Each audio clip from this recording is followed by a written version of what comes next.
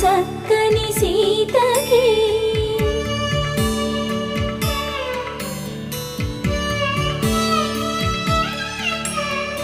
ఎర్ర జాబిలి చేయి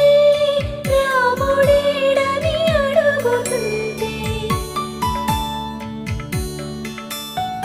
చూడలేదని పెదవి చెప్పే చెప్పలేమని కనులు చెప్పే నల్ల పూసై